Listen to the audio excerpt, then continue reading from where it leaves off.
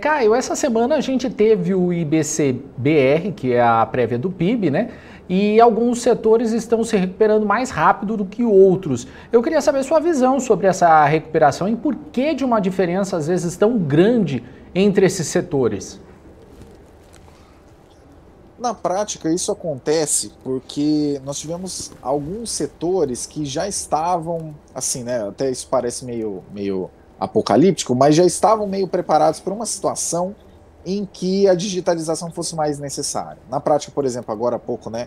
é, o cara que estava falando aqui agora há pouco, ele estava falando, mas a Magalu, por exemplo, estava mais preparada e tudo mais. Na prática, uh, vindo uma situação em que o e-commerce é demandado de uma maneira mais vigorosa, a Magalu estaria mais preparada. Agora, se a gente for colocar numa outra situação, negócios que ou não estavam preparados ou não estavam caminhando, né? Até uma frase que eu brinco, assim, para ficar um pouco mais leve sobre isso.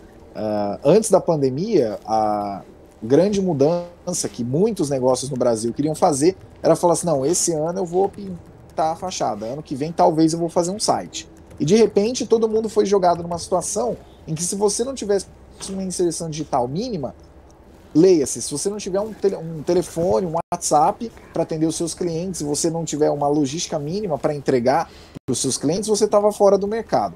E se a gente for olhar, né, de março do ano passado para cá, quem não fez isso simplesmente quebrou. Infelizmente, essa é a verdade. E por que tem essa diferença entre negócios? Porque, por um lado, até uma discussão que eu ando tendo muito, ando acompanhando muito, é de que essa recuperação que a gente tem observado na economia é a chamada recuperação em K. E por que K? Vou até fazer a... Eita, está invertido aqui. Enfim, por que uma recuperação em K? Por um lado, a gente tem, de fato, uma recuperação em V. De quê? Serviços digitais, serviços financeiros, serviços que conseguem te atender à distância, serviços que não precisam necessariamente de ter uma certa presença. Tudo bem, vacinação está avançando muito bem, exato, a gente vai conseguir sair dessa, a gente vai virar o ano para 2022 muito melhor do que a gente virou para 2021, mas de qualquer maneira ainda há serviços que não demandam tanto essa presença. Esses serviços vão avançar muito. O e-commerce, sobretudo, avançou demais, né? A gente teve um ano aí excepcional para quem é do e-commerce. Mas, por outro lado, quando a gente olha para empresas que não tiveram alguma possibilidade, e por não tiveram, eu digo assim, ou não se inseriram, ou não deu tempo, o cara quebrou antes, alguma coisa do tipo, essa situação é muito complicada, porque envolve alguns custos muito elevados para que o cara simplesmente volte à atividade. Eu vou dar um dado interessante para vocês. A Associação Brasileira de Bares e Restaurantes, a Abrazel, fez um levantamento uns tempos atrás, acho que tem um mês e meio isso, de que cerca de mais de 90% dos associados deles não estavam pagando as contas em dia. Então tá, então vamos fazer uma conta de padaria aqui. 9 a cada 10 bares e restaurantes do Brasil não estão pagando suas contas em dia. E não pagar suas contas em dia pode ser desde, tá atrasando um pouco o salário para pagar, até, olha, o cara quebrou e ele não tem nem como pagar o FGTS dos funcionários dele, que ele teve que demitir e tudo mais, vai entrar em ações trabalhistas. Então, na prática, como que eu observo? Os setores estão reagindo, né, a essa recuperação econômica de maneira diferente, de acordo com quão preparados eles estão para isso. Porque, ao mesmo tempo, dentro dessa recuperação em K, também tem uma outra coisa a ser levada em consideração. Em alguns setores, tem pessoas, e isso é muito triste quando a gente para pensar, que elas saíram do mercado de trabalho e não necessariamente elas vão voltar com a mesma facilidade. Eu vou dar um exemplo bem simples. Aqui em São Paulo mesmo, se a gente for olhar, quantas empresas que não verificaram que, tendo um home office parcial, 2, 3 dias da semana, a pessoa só na empresa e o resto em casa, quantas pessoas que, sei lá, desde do ambulante que vendia bala, que vendia salgado ali perto da empresa, quantas dessas pessoas vão deixar de ficar no mercado, ainda que seja um mercado informal de trabalho, e simplesmente não vão ter recolocação mais? Entendeu? Então, mas o PIB ele está tendo uma recuperação interessante. De fato, ele está tendo uma recuperação interessante, com um desemprego que nunca esteve tão elevado. Está chegando perto de 15% na PNAD. Entendeu? Então, assim, tem muitas coisas que me fazem observar que os setores estão se recuperando de maneira diversa de acordo com o quão preparados eles já estavam. Digo de novo, ninguém adivinhou, ninguém saberia que ia acontecer uma pandemia, que ia parar o mundo todo.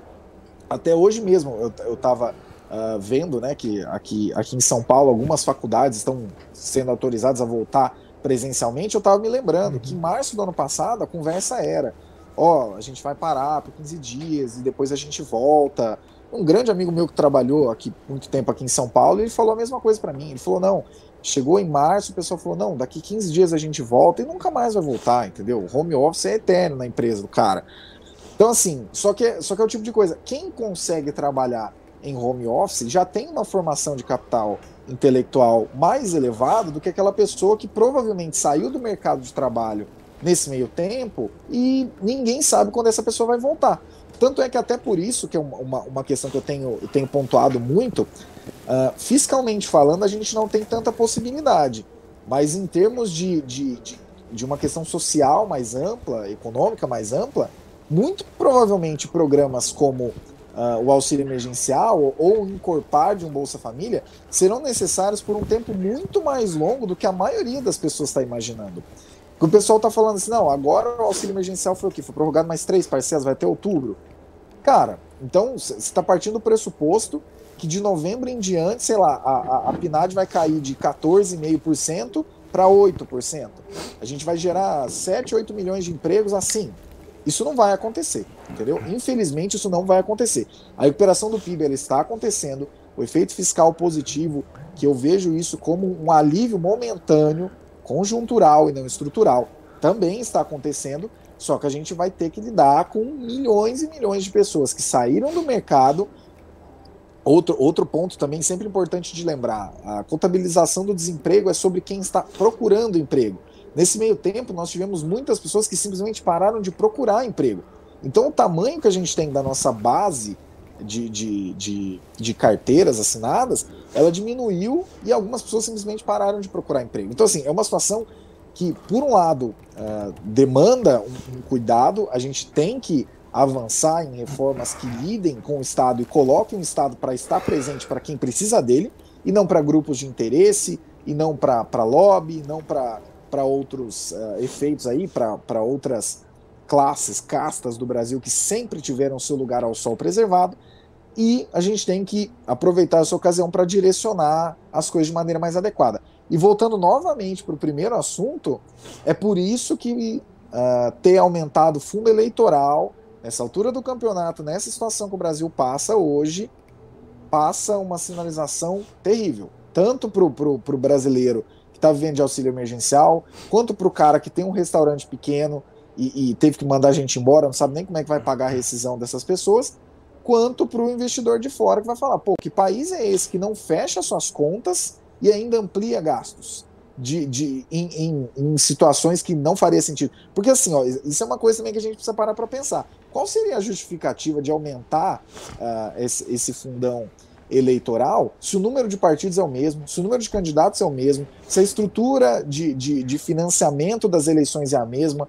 Então, assim, a gente vai ter que ter 3 vezes mais santinhos sendo jogados nas ruas no dia das eleições? É isso que a gente tem que... Essa conta que o brasileiro não fez e é otário e vai ter que pagar por isso? Entendeu? Então, assim, isso passa uma sinalização péssima. Ah, mas está tendo um resultado fiscal agora? Então vamos aproveitar para discutir de maneira mais séria uma reforma administrativa com impactos relevantes, colocar judiciário, colocar a elite dos servidores públicos. Não tem que ficar ninguém de fora, não existe essa de meio esforço. Se for fazer um esforço, tem que fazer todo mundo, mais ou menos como foi feito na reforma previdenciária, de maneira muito bem sucedida, diga-se de passagem.